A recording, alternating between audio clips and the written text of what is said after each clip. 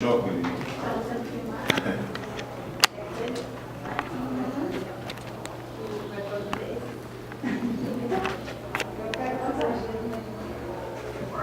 Boa noite, professor Adir, presidente da Federação Paraense de Ciclismo.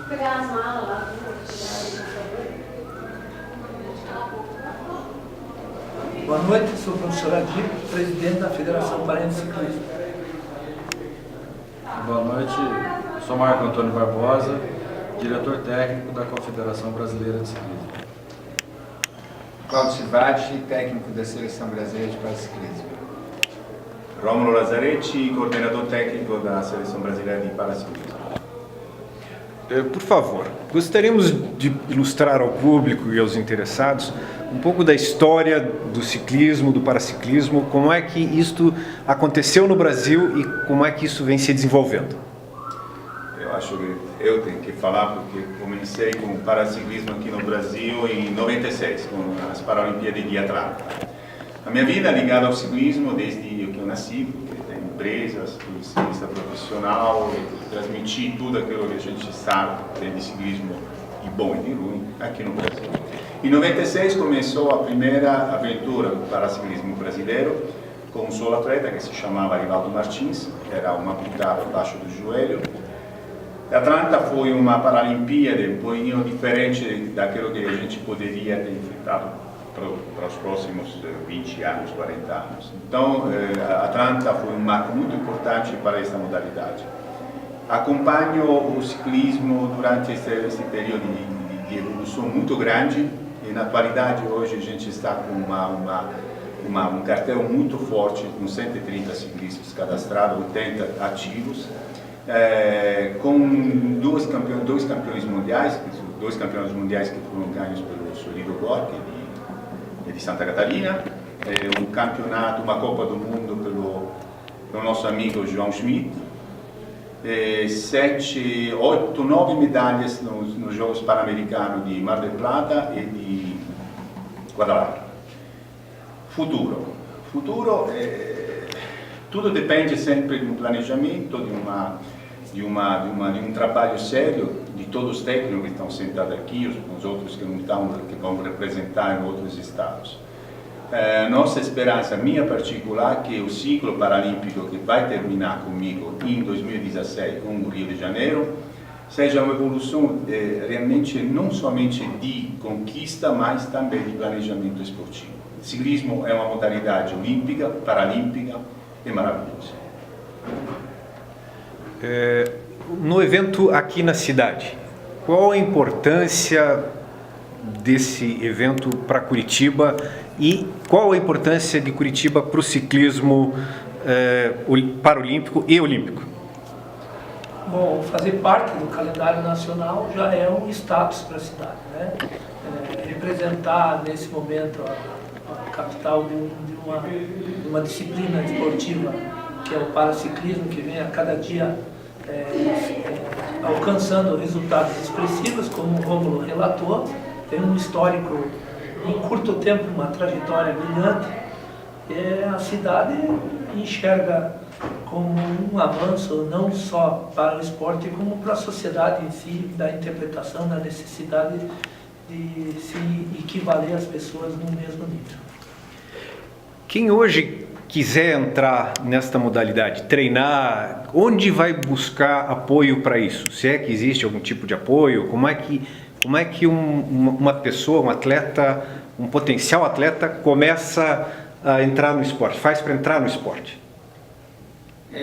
Bom, o ingresso de um paratleta, de um paraciclista no esporte é como em qualquer outra modalidade. Via uma associação esportiva, um clube, ele vai buscar as competições da federação e da confederação, né? O fato de ele ser um atleta com deficiência não faz diferença nesse sentido. Ele vai ingressar no esporte como qualquer outra pessoa. Uma curiosidade, treinamento desse pessoal. Aonde esse pessoal treina? Como é que fica a segurança de locais para treinamento? Qual é a grande dificuldade e quem é que pode ajudar com isso? também não diverge muito das dificuldades de um atleta normal. Os cadeirantes, os atletas que têm alguma lesão mais grave, têm um pouco mais de dificuldade. O pessoal do handbike tem alguma dificuldade, às vezes, em transporte. Andar com as handbikes no trânsito é mais complicado do que uma bicicleta comum. É um equipamento grande, então tem uma certa dificuldade de transporte. Eu acho que esse pessoal do handbike é que tem mais dificuldade. E hoje existem alguns clubes que São José dos Campos tem uma estrutura boa, parece que hoje é quem reúne o maior número de atletas. Itajaí faz um trabalho muito bom, cada competição eles trazem novos atletas, e a gente tem atletas hoje acredito que uns 15 estados brasileiros participando de competições. Então o esporte já está bem difundido aí no país. Para as Olimpíadas que estão por vir aí, como é que está o Brasil no cenário internacional aí? Bom, o Brasil vem desenvolvendo, né, um processo muito grande de estruturação do esporte em linhas gerais no país. As federações estão se envolvendo cada vez mais nesse processo e com o apoio do Comitê Paralímpico nós estamos conseguindo implantar um calendário maior no país. É um calendário que iniciou-se alguns anos atrás com uma única competição no ano e hoje já existe um circuito sendo desenvolvido por alguns estados da federação. E isso, ao longo do tempo, futuramente a curto prazo, deve ser aumentado e aprimorado esse calendário. Também um processo de cadastro dos atletas, de oficialização, né, de documentação desses atletas, também é muito expressivo de alguns anos para cá, né?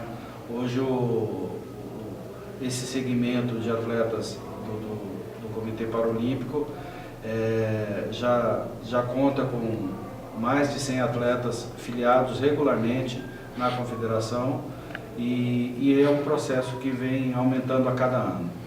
Para competir, precisa ser federado? Sim, eles têm que estar regulares junto à federação estadual, precisam ter a documentação toda, até para poderem passar pelo processo de classificação que a disciplina exige. Completando a resposta, já tem alguns anos, vários anos na verdade, que o Brasil tem levado representantes para as principais competições internacionais. Então, em Paralimpíadas desde 92, presente em todas as Paralimpíadas, em campeonatos mundiais regularmente desde 2006 e nos últimos 3 anos na Copa do Mundo. Então, em todas essas competições, são as principais competições internacionais, o Brasil tem levado representantes e delegações cada vez mais qualificadas tecnicamente e mais numerosas também. Para finalizar, o que é a diferença entre ciclista paralímpico e olímpico? Nenhuma diferença. Culturalmente é aquele handicap que qualquer ciclista paralímpico poderia ter com acesso a esta modalidade. O treino é o mesmo, a mentalidade é a mesma, o meio mecânico é o mesmo. Então não tem absolutamente nenhuma diferença, nem a gente enxerga essa diferença vindo também do esporte olímpico com o atleta paralímpico. Ele não é um coitadinho, é um cara, um atleta igual aos outros. Existe limite de idade? Não, absolutamente não.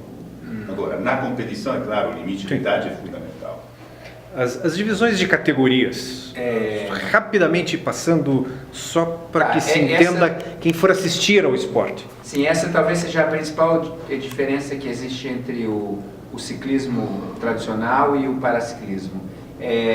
O paraciclismo está dividido hoje em 12 classes. Tá? A gente tem 5 classes para bicicletas, que são bicicletas normais, às vezes sujeitas a alguma adaptação em função da lesão, onde C1 é a classe mais fraca, onde o atleta tem mais deficiência, C5 é a mais forte. A gente tem 2 classes de triciclos, que são atletas que normalmente têm muita dificuldade motora, então ele usa um triciclo principalmente pela dificuldade de equilíbrio, para se manter bem na bicicleta, pedalando. A gente tem uma classe que é a tandem, que é para o deficiente visual, onde o deficiente visual vai na parte de trás e ele tem um piloto que é um atleta sem deficiência.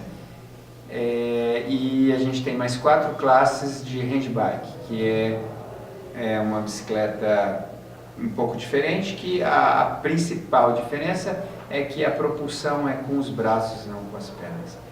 Aí a gente tem variando de H1 a H4. Da mesma maneira que o ciclismo, H1 é o atleta com mais deficiência e H4 são os atletas mais fortes. A classificação funcional, eu acho que é o seguinte, é a parte mais importante do desporto paralímpico. E ela foi instituída justamente para poder dar equilíbrio às deficiências. Quando uma pessoa com deficiência se torna um atleta, o que é levado em consideração nela são os resquícios de musculatura ou da falta, da não deficiência que sobrou. Então, para que um atleta que não tem uma perna tenha uma justiça em competir com um atleta que tem as 2 pernas, criou-se a classe funcional. A classificação funcional, ela é medida a funcionalidade do atleta e não a deficiência. Ninguém é medido pelo teu grau de deficiência, se ele é mais deficiente que um ou que outro. É o que ele tem de funcionalidade funcionando, né? O que ele tem ainda de resquício muscular, o que ele tem ainda da sua perna, por isso é feita uma avaliação bem complexa. E aí, às vezes, vão tirar um pouco do ciclismo e vão para outra modalidade, né?